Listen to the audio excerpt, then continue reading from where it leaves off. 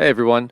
Today we're going to be going through my heavy metal guitar mixing workflow. We're going to be focusing on mainly rhythm guitars.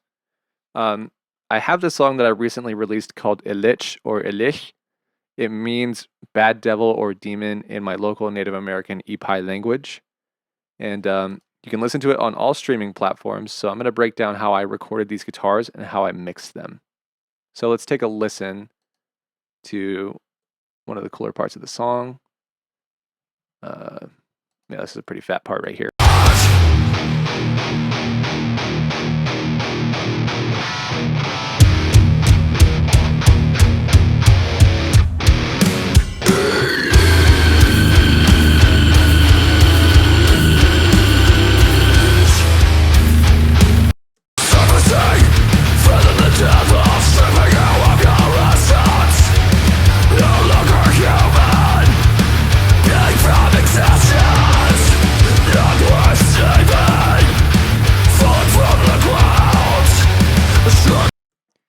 Yeah, so like with the song, it's like a super heavy thrash metal, heavy metal kind of song. So I knew I wanted something that was really aggressive and in your face.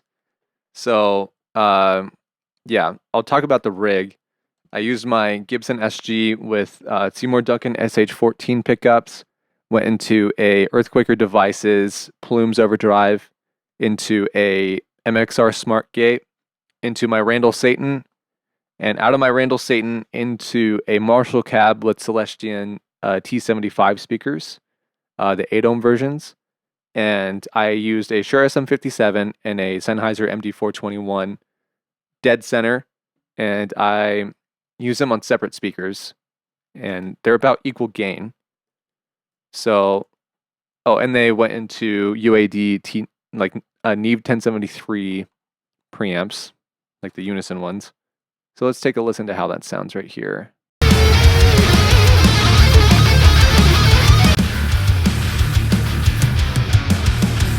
Let me mute all the other stuff going on here.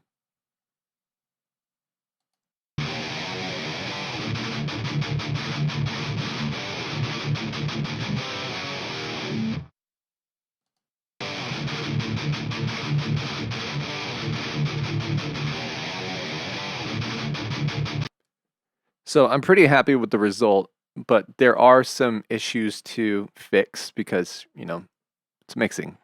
You can do all kinds of shit to it. So to preface, my mixing workflow in general starts with a Sontec EQ, global EQ that happens across the entire mix. And I mix through that the entire time. So I'm boosting on a low shelf around 50 hertz, regular EQ bands around 120, 600, 8,000, and a high shelf at 18,000. And I'll just show you how that sounds and what that's doing to the guitars.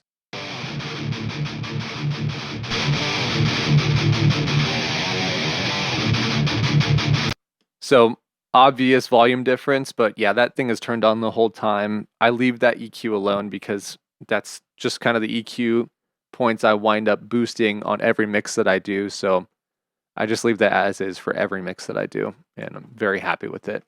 There's a ton of other stuff that the guitars are going through while I'm mixing them, but those get turned on in different parts of the mix. Like I might turn on the rest of my mix bus processing after I've gotten all of my like instruments, guitar, bass, and drum sounding killer just through the Sontec. The Sontec is going into an AD converter. It's the Crane Song Head. It has distortion options that I do use, but right now it's turned off. So right now, just the conversion going back into Pro Tools. So I'm going to break down what I used, and I need you to understand that I use this stuff in reaction to what was occurring with the other instruments.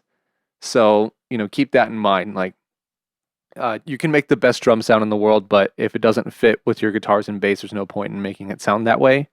So keep that in mind, that any stuff I'm doing were made in reaction for context. So starting off, let's take a listen here on Pro Q3. These are the raw guitars still.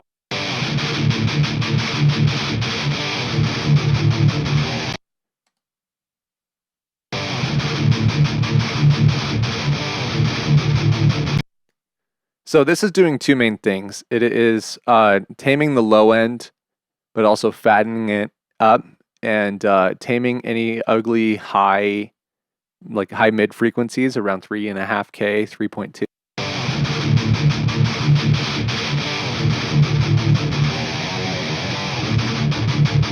Shaving off the super high end and trying to get some of the better high end frequencies in there, taming some of the low mids where it might get a little too muddy, just trying to even it out overall.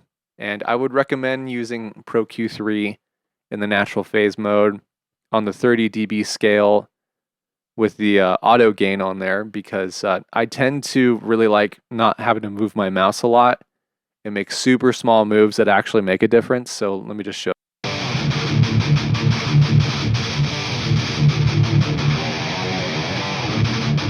I didn't have to move my mouse too much and got a completely different guitar tone. So yeah, Pro Q3, really helpful, just evening out some of the issues from the get-go.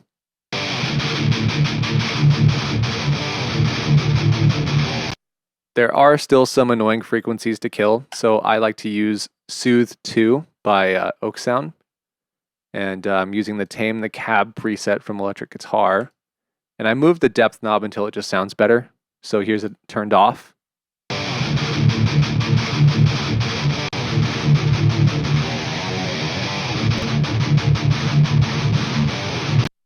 It took care of more of that stuff that just hurts the ears a little bit. The next would be FabFilter Pro MB. I'm using this mainly for like stuff like the pre-choruses that have different palm mutes that occur at different times, meaning random buildup in low end. So I'm taming anything that builds up too much in the low end with this multiband compression here.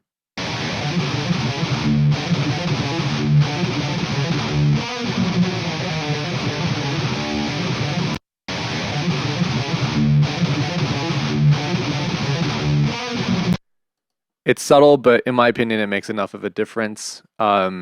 Just evening out the low end for sure. The next would be another form of Pro Q3.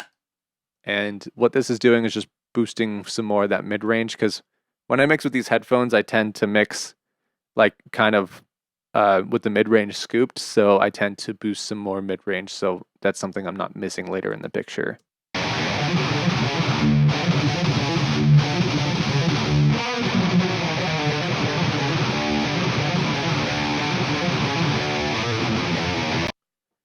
The next thing would be my guitar parallel compression. I love to use the UAD API 2500. It's a VCA compressor. And yeah, these are my attack and release settings. 4:1 ratio. I'm doing about 3 dB with a gain reduction. And I'm just blending it in to kind of fatten up the guitar some more. It brings them more forward, makes them sound more bigger.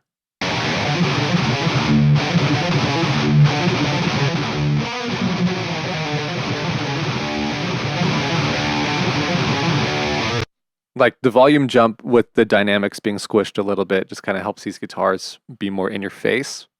And last but not least would be my distortion track, which I'm using Decapitator for that.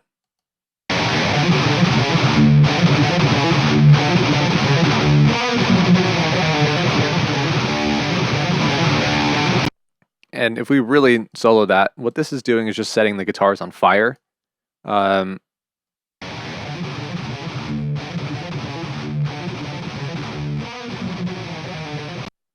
What this is doing is like focusing on the low mids a little bit more, adding some more fire to the top end, and just kind of making it a little bit more darker and more fatter at the same time. And when you blend that in, it sounds like this.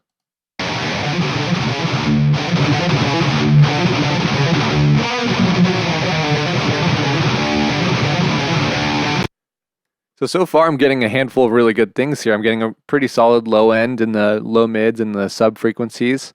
I have pretty good high end that isn't, burning my ears off. It feels like my ears can really breathe with this tone.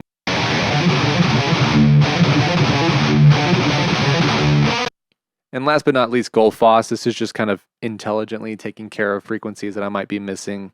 And I like it because it takes care of issues as the song goes on. Like, you can make EQ moves that fit the song in like the chorus, right? But if it is a stagnant EQ, that might not fix the guitars that are happening in the bridge per se. So that's why I like Gullfoss.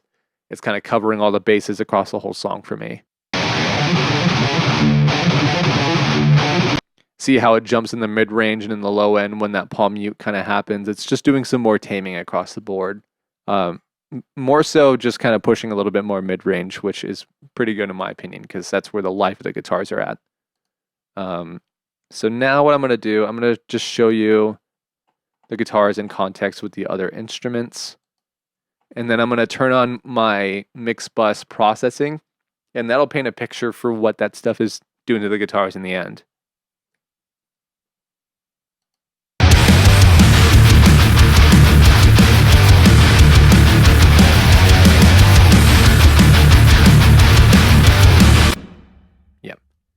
So right now what's happening, the instruments feel pretty separated, and that's because my mix bus processing is what kind of ties all the stuff together. Oh, I almost forgot. One last thing before we move on to that stuff. A really good trick for getting your guitars to kind of fatten up in important spots like the chorus is to use a third guitar and pan it up the center.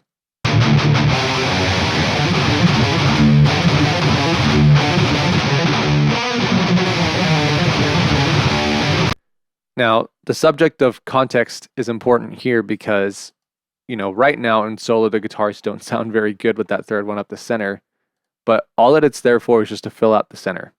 That's all that it's there for. So it could be the worst sounding guitar in the world. I wouldn't care, just as long as it's supporting things in the chorus, like an important section.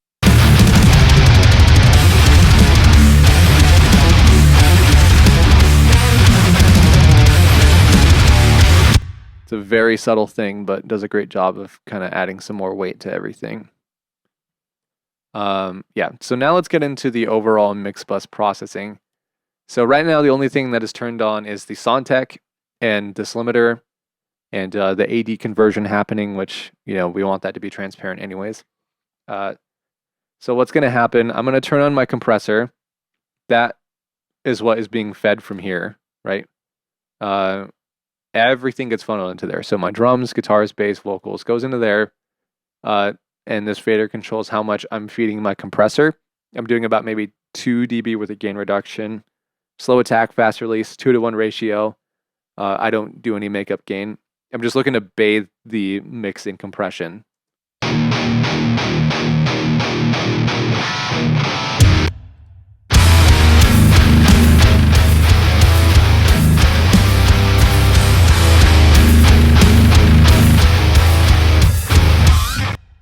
So that volume dip you heard was a compression happening, and I like that because it's just kind of taming some more of that volume. But yeah, just kind of soaking it in small amounts of compression, and then doing, you know, 1 to 2 dB with a gain reduction really does a great job of tying everything together. So again, my compressor goes into my EQ, right? And out of the Soundtech feeds the Crane Song head, which is my AD conversion. And it also has some distortion options on here. It has triode for your low end, pentode for your mid-range and your high end, and then overall tape saturation for the overall distortion. So I'm going to turn that on right now.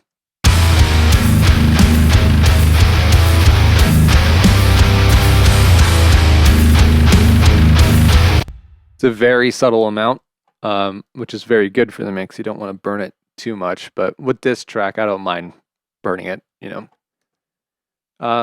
The next thing for me here would be Gullfoss, and what Gullfoss is doing is just kind of controlling everything across the board like I had previously talked about, tying the instruments together a little bit more.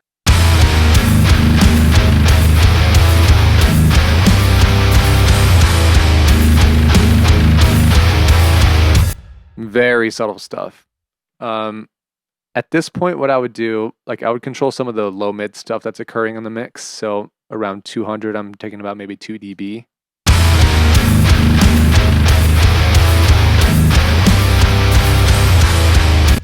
And it's a very subtle thing again, but it tames kind of like the honkiness and the congestiveness in the mix itself. And at this point, I'd make the mix a little bit wider. This stuff is happening post my limiter as well, because I use the limiter to make this loud. Uh-oh, I gotta restart Pro Tools, hang on. So as I was saying, at this point, I would be doing this stuff post limiter. The purpose of the L2007 is just to make the overall mix loud. And afterwards, I would hit it with another limiter just to make it even louder. But right now, I'm adding the S1 imager to make this wider.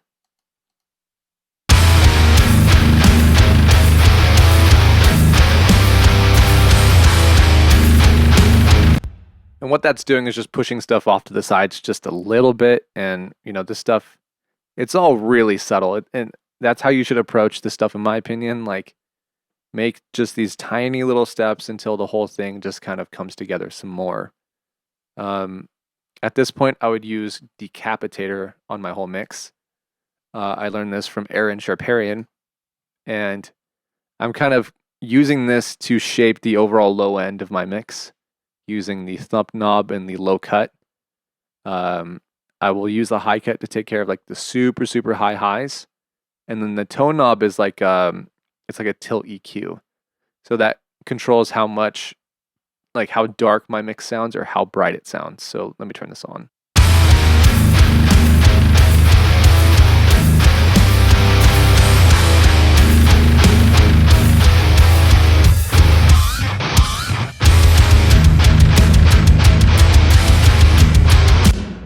So the mix got a little bit darker, got a lot fatter, and let me just turn this stuff off in the low end.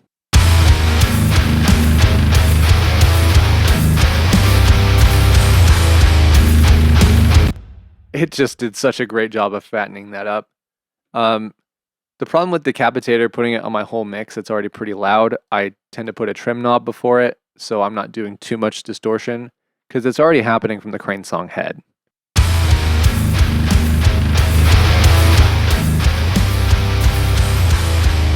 And it's cool because it also kind of turns down the mix a little bit and helps it have a little bit more dynamics.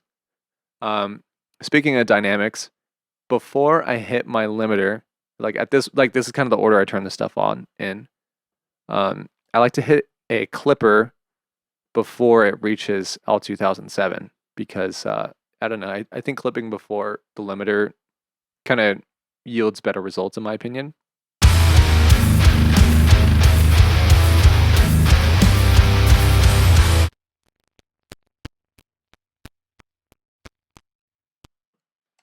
And that like kind of clicking you heard right there is the clipping happening.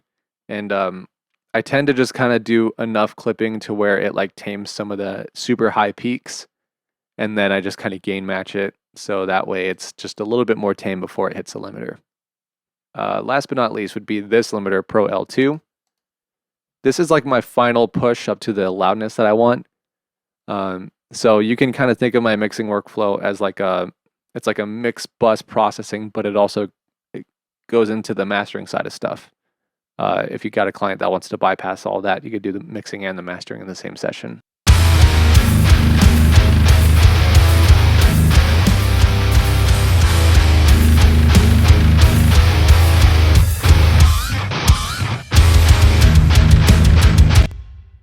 So yeah, that's just my overall workflow. Before this ends, I'm just going to show you how this stuff sounds in context. So I'm going to switch all my guitar stuff off. I'll turn it on, and you can hear the difference of what's happening.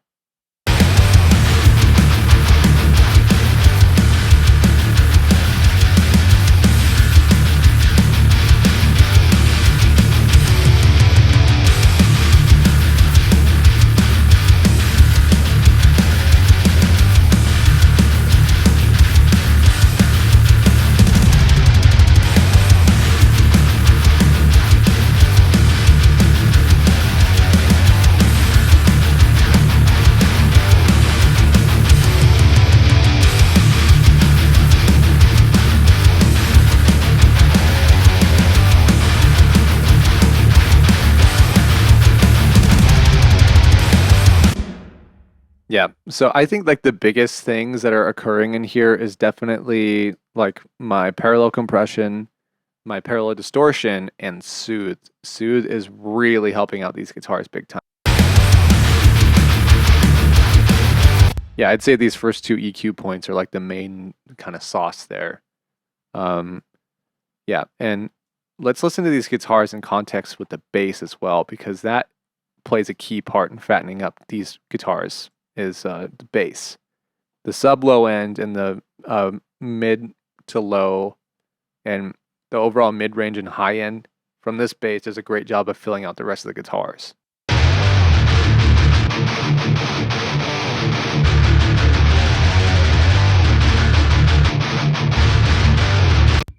And I can make a separate video about like EQing bass and compressing it and making it fit between the low end of the guitars and the drums. But yeah, I think a lot of people miss the point of fattening up guitars, that they think it all happens from the guitars, but no, in reality, it's coming from the bass. So if your mixes are lacking in low end and overall meat, consider re-recording your bass or just remixing it in a way that fits everything.